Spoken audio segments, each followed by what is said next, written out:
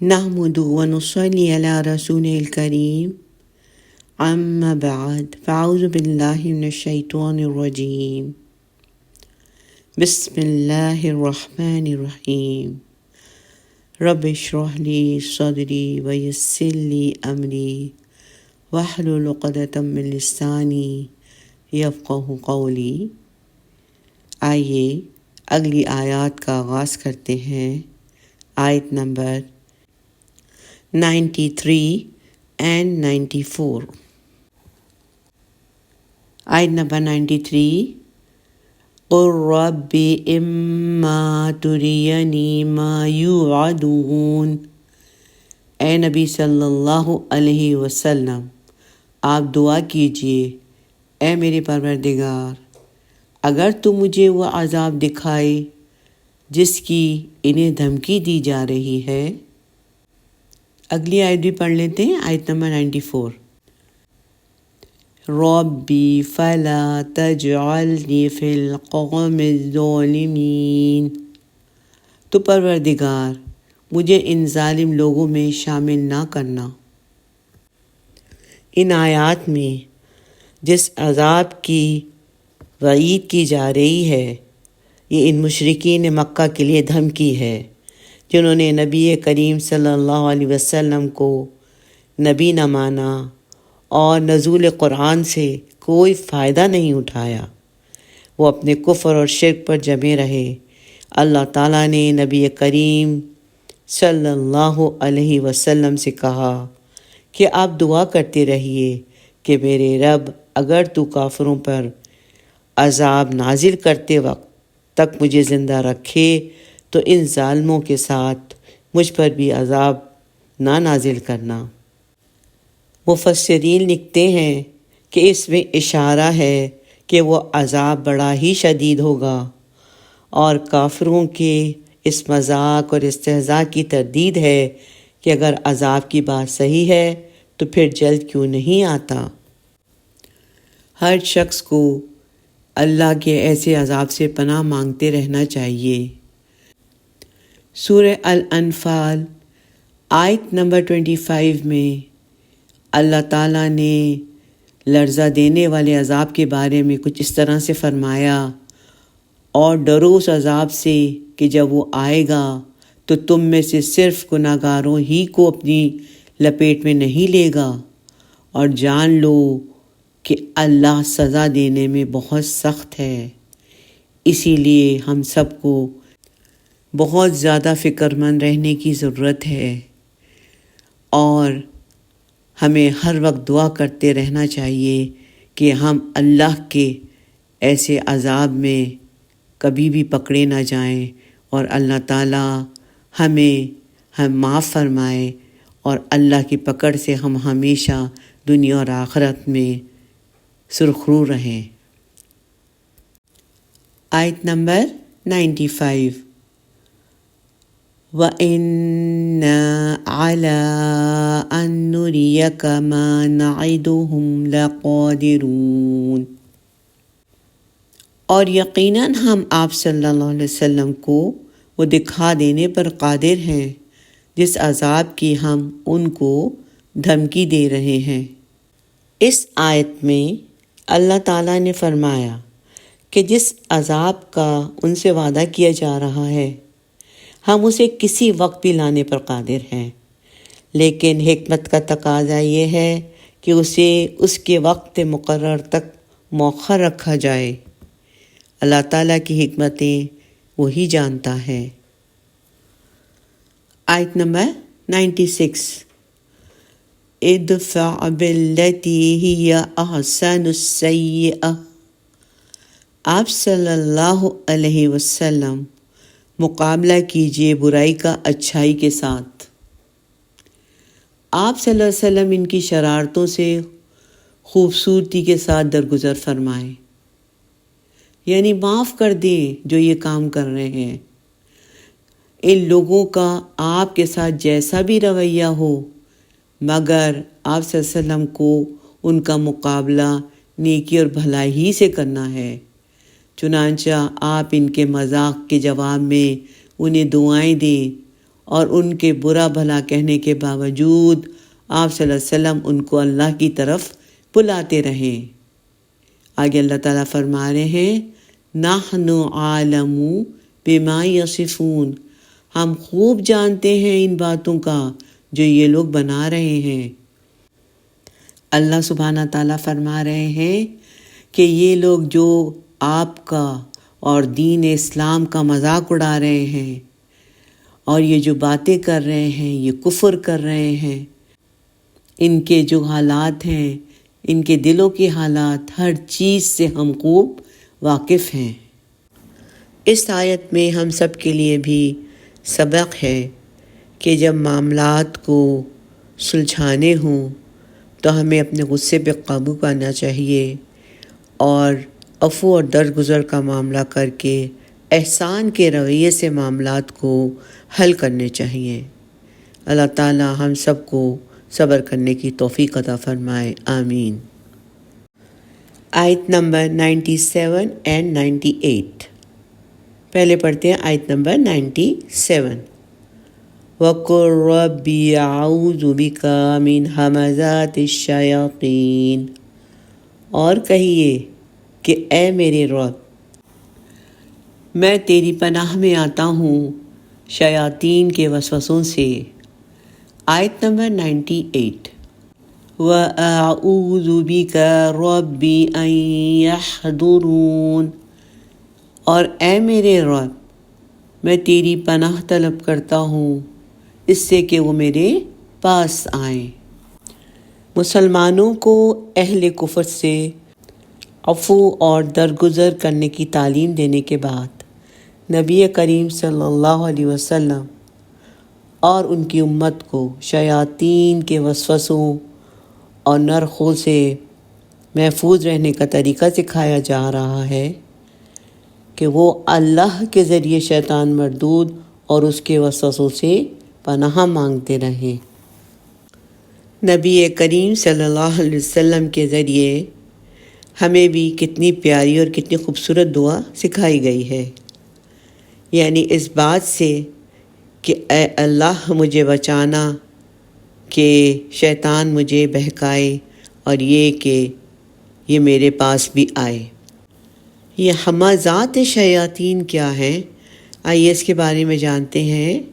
قرطبی کہتے ہیں کہ غضب کے وہ جملے، غصے کے وہ حملے جن پر انسان غصے کے وقت اپنے اوپر قابو نہیں رکھ سکتا، یہ ہمزات ہیں، کیونکہ شیطان وہ ہے جو انسان کو دیکھتا رہتا ہے کہ یہ کب کمزور پڑتا ہے۔ انسان کے اوپر جب اس کی خواہشات غالب آ جاتی ہیں یا کسی چیز کی محبت غالب آ جاتی ہے تو وہ کمزور پڑ جاتا ہے، جیسے بچوں کے معاملے میں یا پھر اور گھریلو معاملے میں انسان جو ہے وہ اصولوں پر اپنے کمپرومائز کر دیتا ہے۔ جب اس پر یعنی انسان پہ غم غالب آ جاتا ہے تو وہ کمزور پڑ جاتا ہے۔ اسی لیے شیطان کا پسندیدہ کام یہ ہے کہ انسان کو غمگین رکھنا اور ڈپریشن میں رکھنا۔ جب انسان شدید غصے میں آتا ہے تو اپنے اوپر قابو نہیں کر پاتا، کمزور پڑ جاتا ہے، تو پھر شیطان اس پر آ کے کنٹرول کر لیتا ہے۔ اس لیے انسان کوشش کرے کہ ان انتہائی جذباتی لمحات میں، چاہے وہ محبت کے ہوں، غم کے ہوں، خوشی ہو اور باقی جذبات ہوں، ان سب میں کمزور نہ پڑے، اللہ سے مدد مانگے اور شیطان کے حملوں سے بچے۔ اور شیطان کے حملوں سے بچنے کے لیے تعوذ بہترین چیز ہے۔ رسول اکرم صلی اللہ علیہ وسلم نے فرمایا جب آدمی کو غصہ آ جائے تو وہ کہے اعوذ باللہ، اس سے اس کا غصہ ختم ہو جائے گا، اللہ کی پناہ لے لے۔ تعوذ پڑھنے کو معمولی نہ سمجھے، غصے کی حالت میں ایک غلط بات انسان کی آخرت برباد کر سکتی ہے۔ حضرت ابو ہریرہ رضی اللہ تعالیٰ عنہ نے فرمایا، یہ روایت ہے زمزم بن جوش سے، کہ کسی آدمی کے متعلق یہ نہ کہنا کہ اللہ کی قسم اللہ تجھے ہرگز نہ بخشے گا، یا یہ نہ کہنا کہ اللہ تجھے جنت میں داخل نہ کرے گا۔ میں نے عرض کیا، اے ابو ہریرہ رضی اللہ تعالیٰ عنہ، یہ تو ہم میں سے ہر شخص غصے کے وقت اپنے بھائی یا ساتھی کو کہہ دیتا ہے۔ کتنے لوگ ہیں جو غصے میں آ کر یہ کہہ دیتے ہیں کہ تم جہنمی ہو، تم نعوذ باللہ، اس طرح کی باتیں ہمارے منہ سے نکل جاتی ہیں، یا تمہاری اولاد جہنمی ہے، یا فلاں جہنمی ہے۔ ایسے الفاظ انسان کے منہ سے غصے کی حالت میں بعض دفعہ نکل جاتے ہیں۔ تو آگے روایت میں اس طرح ہے، تو اس شخص نے کہا کہ ہم تو یہ کہتے رہتے ہیں، جب غصہ آتا ہے تو ہم کہہ دیتے ہیں۔ انہوں نے فرمایا، لیکن پھر بھی تم کبھی نہ کہنا، میں نے نبی کریم صلی اللہ علیہ وسلم کو فرماتے ہوئے سنا کہ بنی اسرائیل میں 2 آدمی تھے، ان میں سے ایک بڑا عبادت گزار تھا، دوسرا اپنی ذات پر بڑی زیادتی کرتا تھا، یعنی گناہگار تھا، لیکن دونوں ایک دوسرے کے دوست تھے۔ عبادت گزار ہمیشہ دوسرے کو گناہ کرتے ہوئے دیکھتا تو کہتا کہ بھائی چھوڑ دو اس کو، ان گناہوں کو چھوڑ دو، تو وہ یہ کہتا ہے یہ میرا اور میرے رب کا معاملہ ہے، یہ مجھ پر چھوڑ دو، کیا تم مجھ پر نگران بیٹھے ہوئے ہو؟ جیسے کہ عام طور پہ لوگ جواب دیتے ہیں کہ تمہیں کیا، یہ میرے اور میرے رب کا معاملہ ہے۔ ایک دن اس نے اس کو گناہ کرتے ہوئے دیکھا، اس نے اس گناہ کو بہت ہی کبیرہ گناہ سمجھا اور بڑا عظیم سمجھا۔ عبادت گزار نے کہا تیری بربادی ہو، اسے چھوڑ دے۔ اس نے کہا کہ میرے اور میرے رب کے معاملے میں تم مجھے چھوڑ دو، کیا تم مجھ پر نگران بیٹھے ہوئے ہو؟ تو اس پر اس نے یہ کہہ دیا کہ اللہ کی قسم اللہ تجھے کبھی نہ بخشے گا، یعنی جو یہ حرکتیں کر رہے ہو تمہاری بخشش نہیں ہوگی، یا یہ کہ اللہ تجھے کبھی جنت میں داخل نہیں کرے گا۔ ان دونوں جملوں میں سے کوئی ایک کہا، پھر اللہ نے ان دونوں کے پاس ملک الموت کو بھیج دیا اور اسی وقت ان دونوں کی روح قبض کر لی، دونوں کو مار دیا۔ دونوں رب کے سامنے حاضر ہوئے۔ اللہ نے گناہگار سے فرمایا کہ تم میرے رحم اور کرم کی وجہ سے جنت میں داخل ہو جاؤ، اور دوسرا جو بڑا نیک تھا اس کو فرمایا کہ کیا تو میرے فیصلوں کو جانتا تھا؟ کیا جو کچھ میرے ہاتھ میں ہے اس کا منتظم تو تھا؟ اسے جہنم میں لے جاؤ۔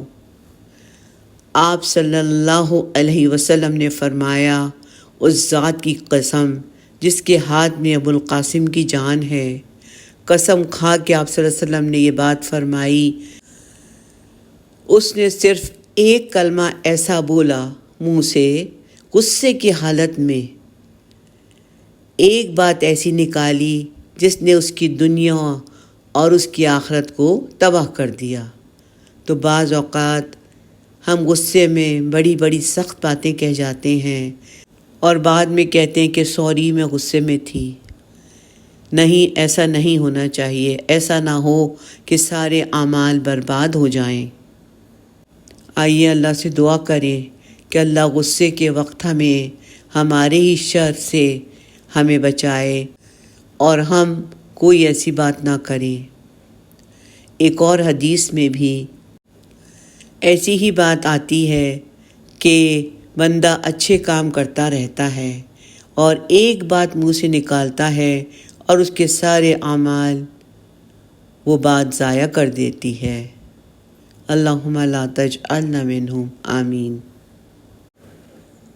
آیت نمبر 99۔ حتی اذا جاء احدهم الموت قال رب ارجعون یہاں تک کہ جب ان میں سے کسی کی موت سر پر آن کھڑی ہوگی تو کہیں گے کہ پروردگار مجھے ذرا واپس بھیج دیجیے۔ سلسلہ کلام تو مشرکین مکہ سے متعلق ہے، لیکن جو شخص بھی اپنی کفر اور ضلالت پر جمے رہیں گے یہاں تک کہ جب انہیں اپنی موت کے آثار نظر آنے لگیں گے اور ان کے گناہوں کے سیاہ بادل ان کی آنکھوں کے سامنے منڈلانے لگیں گے تو کہیں گے کہ اے میرے رب مجھے مہلت دے دے تاکہ دنیا میں رہ کر نیک کام کروں، تو اللہ تعالیٰ ان کی اس بات کو رد کر دے گا اور کہے گا کہ اب ایسا ہرگز نہیں ہو سکتا۔ اگر ایسا کر بھی دیا جائے تو بھی وہ اپنے کفر پر جمے رہیں گے، جیسے کہ اللہ تعالیٰ نے سورہ الانعام آیت نمبر 28 میں فرمایا کہ اگر وہ دنیا کی طرف لوٹا بھی دیے جائیں گے تو جس کفر اور شرک سے انہیں روکا گیا تھا وہی دوبارہ کرنے لگیں گے۔ آیت نمبر 100 لَعَلِّي أَعْمَلُ صَالِحًا فِيمَا تَرَكْتُ كَلَّا، تاکہ جو کچھ میں چھوڑ کر آیا ہوں اس میں نیک کام کروں، ہرگز نہیں۔ اب وہ کہے گا اے میرے پروردگار اب اگر تو مجھے واپس دنیا میں بھیج دے تو میں اپنے مال اور اسباب کو تیرے راستے میں تیرے دین کی خاطر لٹا دوں گا۔ إِنَّهَا كَلِمَةٌ هُوَ قَائِلُهَا، یہ محض ایک بات ہے جو یہ کہے گا۔ وَمِن وَرَائِهِمْ بَرْزَخٌ إِلَى يَوْمِ يُبْعَثُونَ، اور اب ان کے پیچھے ایک برزخ حائل ہے اس دن تک جب وہ اٹھائے جائیں گے، یعنی موت کے بعد تو اب باصل موت تک ان کے لیے عالم برزخ کی زندگی ہے، یہ دنیا میں کبھی بھی واپس نہیں آ سکتے۔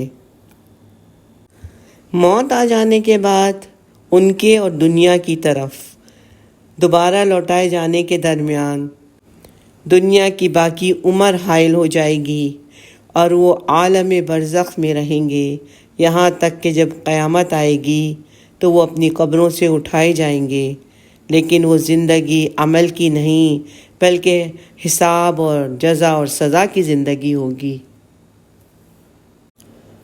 آیت نمبر 101 فَإِذَا نُفِخَ فِي الصُّورِ فَلَا أَنْسَابَ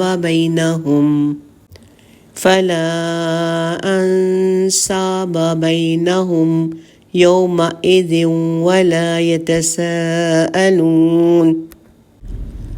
پھر جب سور میں پھونک مار دی جائے گی تو اس دن ان میں کوئی نسبتی تعلق نہیں رہے گا، نہ ہی وہ ایک دوسرے کو پوچھیں گے۔ اس دن ہر طرف نفسا نفسی کا عالم ہوگا اور کوئی کسی کا پرسان حال نہ ہوگا، جیسے سورہ عبسہ میں بیان فرمایا ہے آیت نمبر 34 سے لے کر 37 تک، یوم یفر المرء من اخیہ وامہ وابیہ وصاحبتہ وبنیہ لکل امرئ منہم یومئذ شأن یغنیہ، جس دن انسان بھاگے گا اپنے بھائی سے اور اپنی ماں سے اور اپنے باپ سے اور اپنی بیوی سے اور اپنے بیٹوں سے، جس دن اس میں سے ہر شخص کی ایسی حالت ہوگی جو اسے دوسروں سے بے پرواہ کر دے گی۔ یہاں دوسری بار سور پھونکا جانا مراد ہے، جس کے بعد تمام لوگ زندہ ہو کر میدان محشر میں جمع ہونے کے لیے دوڑنے لگیں گے۔ اس وقت لوگوں پر ایسی گھبراہٹ اور خوف اور دہشت تاری ہوگی کہ ہر کوئی اپنی ذات کے سوا کسی سے کوئی تعلق، کوئی دلچسپی نہیں رکھے گا۔ جیسے سورہ معارج میں فرمایا اس دن کوئی دوست اپنے کسی دوست کو نہیں پوچھے گا، اور قیامت کا دن طویل ترین دن ہوگا، اور اس طویل مدت میں لوگ مختلف حالات سے گزریں گے۔ اللہ تعالی ہم سب کو حشر کی رسوائیوں سے بچانا اور اپنے حفظ و ایمان میں رکھنا، آمین۔ آیت نمبر 102۔ فَمَنْ ثَقُلَتْ مَوَازِينُهُ فَأُولَئِكَ هُمُ الْمُفْلِحُونَ۔ تو جن لوگوں کے نیک اعمال کے پلڑے بھاری ہوں گے تو وہی فلاح پانے والے ہوں گے۔ قیامت کے دن جن کی نیکیوں کا پلڑا جھک جائے گا وہ جہنم سے نجات پا جائیں گے اور جنت میں داخل کر دیا جائے گا۔ یہ وہ خوش نصیب لوگ ہوں گے جنہوں نے دنیاوی زندگی میں نیک اعمال کیے ہوں گے۔ ان اعمال کے لیے انہوں نے بہت محنت کی ہوگی، صبر شکر سے کام لیا ہوگا اور اللہ کو انہوں نے راضی کیا ہوگا۔ اپنے نیک اعمال کے بدلے میں آج وہ جنت میں جائیں گے، سبحان اللہ۔ آیت نمبر 103۔ وَمَنْ خَفَّتْ مَوَازِينُهُ فَأُولَئِكَ الَّذِينَ خَسِرُوا أَنفُسَهُمْ فِي جَهَنَّمَ خَالِدُونَ۔ اور جن کے نیک اعمال کے پلڑے ہلکے ہوں گے تو وہی ہوں گے جنہوں نے خود کو ہلاکت میں ڈالا اور وہ جہنم میں رہیں گے ہمیشہ ہمیشہ۔ اللہم لا تجعلنا منہم، آمین۔ قیامت کے دن جن کی برائیوں کا پلڑا جھک جائے گا وہ جہنم میں دھکیل دیے جائیں گے، جس میں وہ ہمیشہ ہمیشہ رہیں گے۔ آگ ان کے چہروں کو جھلس دے گی۔ آیت نمبر 104۔ تلفح وجوہہم النار وہم فیہا کالحون۔ آگ ان کے چہروں کو جھلسا دے گی اور وہ اس کے اندر بد شکل ہو جائیں گے۔ چہروں کے جھلس جانے کے باعث ان کی شکلیں بگڑ جائیں گی۔ قیامت کے دن جس کی برائیوں کا پلڑا جھک جائے گا وہ جہنم میں دھکیل دیا جائے گا، جس میں وہ ہمیشہ ہمیشہ رہے گا۔ آگ اس کے چہرے کو جھلس دے گی، اس کے ہونٹ جل جائیں گے اور اس کے دانت دکھائی دینے لگیں گے، جس کی وجہ سے اس کی شکل بگڑ کر نہایت ہی قبیح اور ڈراؤنی ہو جائے گی۔ استغفر اللہ، اللہم لا تجعلنا منہم، آمین۔ آیت نمبر 105 and 106۔ أَلَمْ تَكُنْ آيَاتِي تُتْلَى عَلَيْكُمْ فَكُنْتُمْ بِهَا تُكَذِّبُونَ۔ ان سے کہا جائے گا کیا میری آیات تمہیں پڑھ کر سنائی نہیں جاتی تھیں تو تم ان کو جھٹلایا کرتے تھے۔ اس کا وہ جواب دیں گے اگلی آیت میں، آیت نمبر 106۔ قَالُوا رَبَّنَا غَلَبْتَ عَلَيْنَا شِقْوَتُنَا وَكُنَّا قَوْمًا ضَالِّينَ۔ وہ کہیں گے اے ہمارے پروردگار، ہماری بدبختی ہم پر غالب آ گئی تھی اور ہم تسلیم کرتے ہیں کہ ہم گمراہ لوگ تھے۔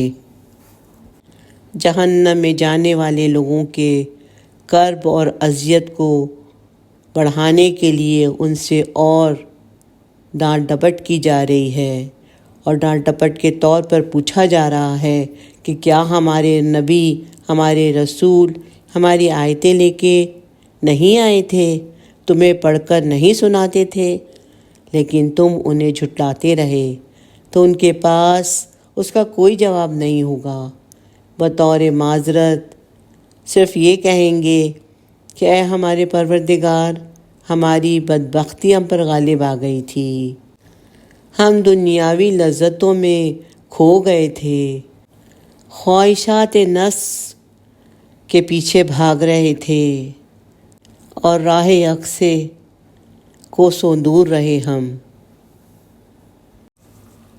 آیت نمبر 107 and 108۔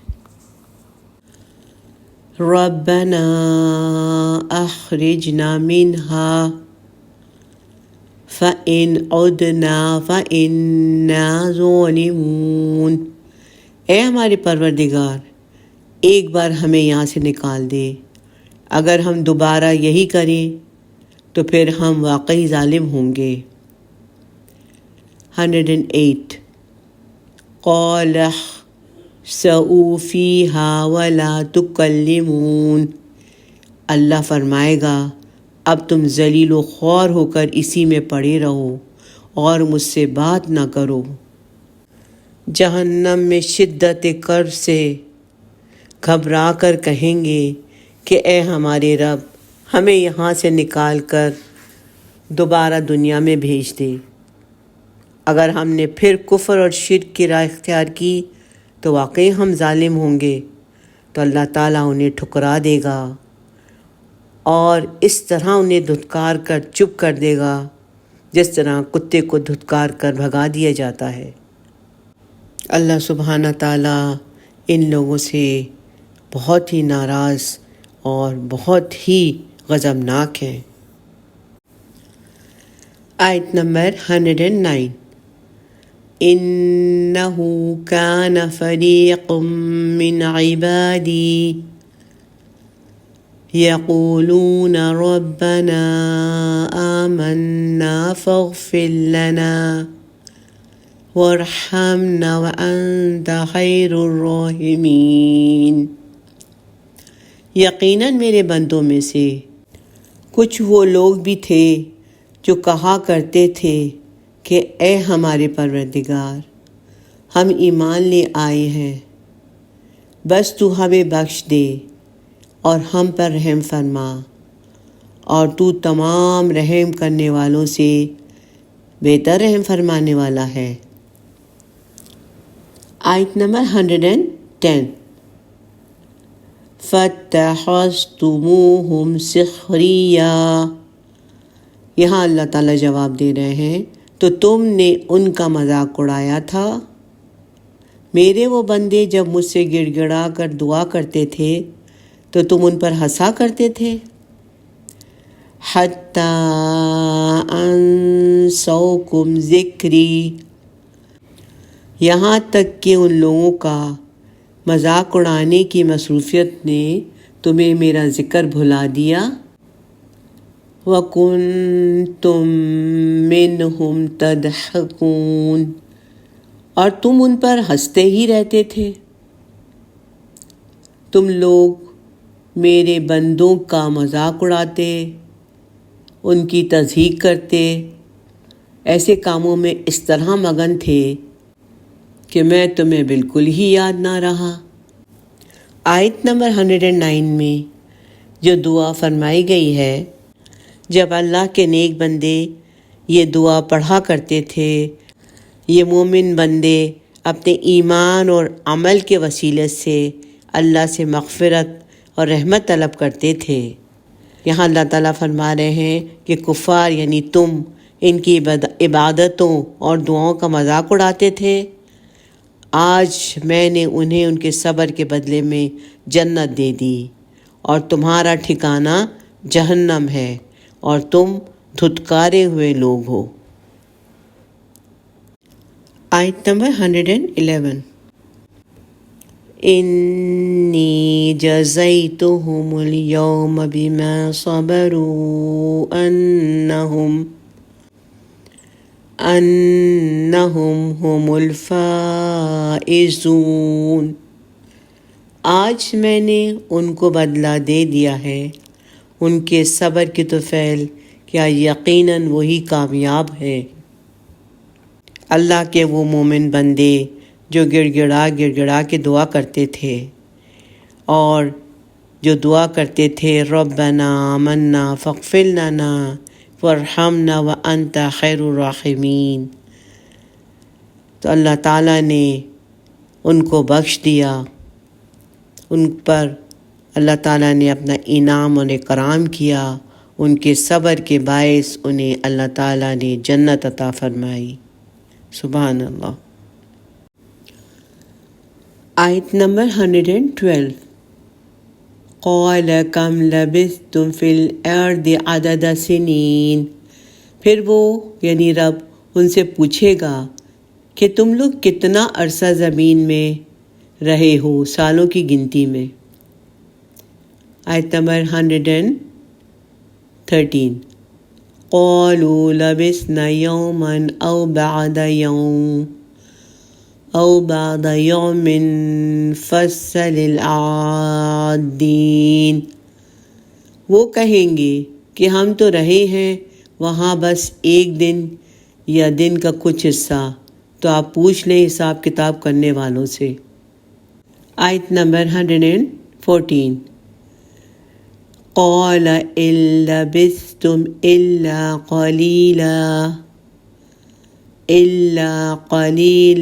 لو انکم کنتم تعلمون، اللہ فرمائے گا کہ واقعتاً تم لوگ نہیں رہے ہو مگر بہت تھوڑا ہی عرصہ، کاش کہ تم لوگ جانتے ہوتے۔ ان آیات میں اللہ سبحانہ تعالیٰ کا ان کفار سے سلسلہ کلام ہے، جس میں کچھ اس طرف اشارہ کیا گیا ہے کہ کافر چند سالہ دنیاوی زندگی میں اللہ کی عبادت نہ کر کے آخرت میں بہت بڑا خسارہ اٹھائیں گے۔ اگر انہوں نے بھی دنیا میں مومنوں کی طرح عمل صالح کیا ہوتا تو آج وہ بھی جنت کے حقدار ہوتے۔ اللہ تعالیٰ کافروں سے پوچھے گا کہ جس دنیاوی زندگی کے عیش و عشرت میں تم گم رہے، تم مگن رہے، وہ کتنے دن کی زندگی تھی؟ تو وہ شدت کرب اور تکلیف کی وجہ سے دنیا کا عیش و آرام بھول جائیں گے، اور انہیں ایسا معلوم ہوگا کہ جیسے دنیا میں انہوں نے صرف ایک دن یا اس سے بھی وقت کم گزارا تھا، اور پریشانی اور تکلیف اور اذیت سے تنگ آ کر کہیں گے کہ یا رب تیرے گننے والے فرشتے زیادہ جانتے ہیں ہم کتنے دن رہے۔ تو اللہ تعالیٰ پھر ان سے کہے گا کہ بہرحال تم لوگ دنیا میں کم ہی رہے ہو، اصل طویل زندگی تو اب شروع ہوئی ہے۔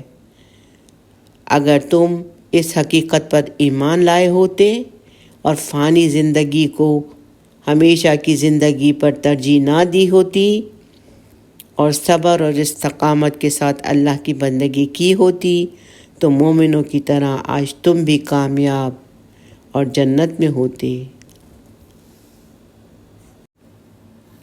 آیت نمبر 115، افحسبتم انما خلقناکم عبثا وَأَنَّكُمْ إِلَيْنَا لَا تُرْجَعُونَ، کیا تم نے سمجھا تھا کہ ہم نے تمہیں بیکار پیدا کیا تھا اور یہ کہ تم ہماری طرف لوٹائے نہیں جاؤ گے؟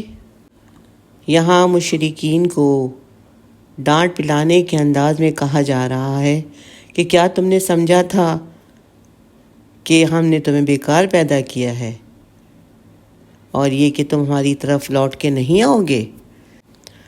یہ کہا تو مشرکین کو جا رہا ہے، مگر مخاطب ہر پڑھنے اور سننے والا اور دنیا کے ہر زمانے کا ہر انسان ہوگا کہ اے لوگو، کیا تم نے یہ سمجھ لیا ہے کہ ہم نے تمہیں بے مقصد اور بیکار پیدا کیا ہے اور تمہیں ہمارے پاس واپس آ کر اپنے ایک ایک عمل کا حساب نہیں دینا ہے؟ عقلی طور پر یہ بات اچھی طرح سمجھ لینا چاہیے کہ آخرت کے تصور کے بغیر انسان کی تخلیق کا مقصد سمجھ میں نہیں آ سکتا۔ اگر انسان عام حیوانات جیسا حیوان ہوتا تو پھر مرنے کے بعد دوبارہ اٹھایا جانا اور آخرت کی کوئی ضرورت نہیں تھی، مگر حقیقت میں ایسا نہیں ہے۔ حیوانات کے برعکس انسان کے اندر فطری طور پر اخلاقی حس اور نیکی اور بدی کی تمیز پیدا کی گئی ہے، اور اس اخلاقی حس کے نتیجے میں انسانی سطح پر جو مورل ویلیوز وجود میں آئی ہیں وہ کسی قوم، کسی علاقے یا کسی زمانے تک محدود نہیں، بلکہ مستقل، پرماننٹ اور یونیورسل ہیں۔ چنانچہ گندم سے گندم اگتی ہے اور جو سے جو کے اصول کے مطابق اچھائی کا نتیجہ اچھا نکلنا چاہیے اور برائی کا برا۔ لیکن ہم دیکھتے ہیں کہ دنیا میں ہر جگہ اور ہمیشہ لازمی طور پر ایسا نہیں ہوتا ہے، بلکہ عام طور پر اس کے برعکس بھی ہوتا ہے۔ لہٰذا یہ صورتحال تقاضا کرتی ہے کہ اس دنیا کے بعد ایک اور دنیا وجود میں آئے، جہاں ہر انسان کی موجودہ زندگی کے ایک ایک فعل، ایک ایک عمل کا احتساب کر کے صحیح اصولوں کے مطابق عدل اور انصاف کے تقاضے پورے کرنے کا اہتمام ہو۔ یہی نقطہ ہے جسے قرآن مجید نے مختلف مقامات پر ایمان بالآخرت کے طور پر دلیل پیش کی ہے۔ بہرحال ایک ذی شعور انسان اس منطقی نتیجے پر پہنچ جاتا ہے اور بے اختیار پکار اٹھتا ہے، ربنا ما خلقت ھذا باطلا سبحانک فقنا عذاب النار۔ اے ہمارے پروردگار، تو نے یہ سب کچھ بے مقصد پیدا نہیں کیا، تو پاک ہے، بس تو ہمیں آگ کے عذاب سے بچانا۔ سورہ آل عمران آیت نمبر 191۔ آیت نمبر 116۔ فَتَعَالَى اللَّهُ الْمَلِكُ الْحَقُّ، وہ تو بہت بلند اور بالا ہے، اللہ جو حقیقی بادشاہ ہے۔ اللہ اس کائنات کا حقیقی بادشاہ ہے اور کلی اختیارات کا مالک ہے۔ دنیا کے بادشاہوں میں کوئی بادشاہ ایسا نہیں جو غداروں اور باغیوں کو سزا نہ دے اور وفاداروں کو انعام و اکرام اور خلعتوں سے نہ نوازے۔ پھر یہ کیوں کر ممکن ہے کہ وہ بادشاہ حقیقی اپنے جان نثاروں کی قدر افزائی نہ کرے، ان کی قربانیوں کا صلہ نہ دے اور اپنے نافرمانوں کو اور باغیوں کو سزا نہ دے۔ لا الہ الا ہو رب العرش الکریم، اس کے سوا کوئی معبود نہیں، وہ بہت عزت والے عرش کا مالک ہے بے شک۔ آیت نمبر 117۔ وَمَن يَدْعُ مَعَ اللَّهِ إِلَٰهًا آخَرَ، اور جو کوئی پکارے اللہ کے ساتھ کسی اور معبود کو، یعنی اللہ کو بھی معبود مانتا ہے مگر ساتھ ہی ساتھ کسی اور کو بھی پکارتا ہے، یعنی اللہ کی ذات میں شرک کرتا ہے، لا برہان لہ بہ فإنما حسابہ عند ربہ، جس کے بارے میں اس کے پاس کوئی دلیل موجود نہیں تو اس کا حساب اس کے رب کے پاس ہے۔ انہ لا یفلح الکافرون، اس میں کوئی شک نہیں کہ ایسے کافر فلاح نہیں پائیں گے۔ اللہ تعالیٰ نے جیسے پہلے بیان کیا کہ کیا تم لوگ اس غلط فہمی میں مبتلا ہو کہ ہم نے تمہیں بغیر کسی مقصد کے اور بیکار پیدا کیا ہے اور تمہیں مرنے کے بعد تمہارا ہمارے پاس لوٹ کر نہیں آنا ہے۔ اللہ سبحانہ تعالیٰ کی ذات اس سے بہت ہی بلند اور بالا ہے کہ وہ کسی چیز کو بیکار پیدا کرے۔ ہم نے تو تمہیں اپنی عبادت کے لیے پیدا کیا تھا، اسی لیے اللہ نے اس کے بعد فرمایا کہ جو شخص اللہ کے ساتھ کسی دوسرے کی بھی عبادت کرے گا جس کی کوئی دلیل نہیں ہے تو اسے اس برے عمل کا اپنے رب کے حضور کھڑے ہو کے حساب دینا ہوگا اور اسے برائی کا بدلہ مل کر رہے گا۔ آیت نمبر 118۔ وَقُلْ رَبِّ اغْفِرْ وَارْحَمْ وَأَنْتَ خَيْرُ الرَّاحِمِينَ، اور دعا کیجئے کہ پروردگار تو ہمیں بخش دے اور ہم پر رحم فرما، اور تو تمام رحم کرنے والوں میں سب سے بہتر رحم کرنے والا ہے۔ آمین۔ آخر میں اللہ تعالیٰ نے اپنے نبی صلی اللہ علیہ وسلم کو سکھایا اور ان کے ذریعے ہم سب کو بھی سکھایا کہ ہر حال میں اپنے رب کی حمد و ثنا کرتے رہیں اور اس سے مغفرت و رحمت کی دعا کرتے رہیں۔ الحمدللہ، سورہ المؤمنون کا اختتام ہوا۔ اللہ تعالیٰ اس کو قبول فرمائے اور اس کے پڑھنے پڑھانے میں ہم سے جو غلطیاں اور کوتاہیاں ہوئی ہیں وہ ہمیں معاف فرمائے۔ اللہ تعالیٰ اپنے فضل و کرم سے باقی کی صورتوں کو بھی تکمیل کرنے کی توفیق عطا فرمائے۔ آمین۔ بارک اللہ لی ولکم فی القرآن العظیم۔ آمین۔ ربنا تقبل منا إنك أنت السميع العليم ربنا لا تؤاخذنا إن نسينا أو أخطأنا آمين۔ سبحانك اللهم وبحمدك نشهد أن لا إله إلا أنت نستغفرك ونتوب إليك۔ السلام علیکم ورحمۃ اللہ وبرکاتہ۔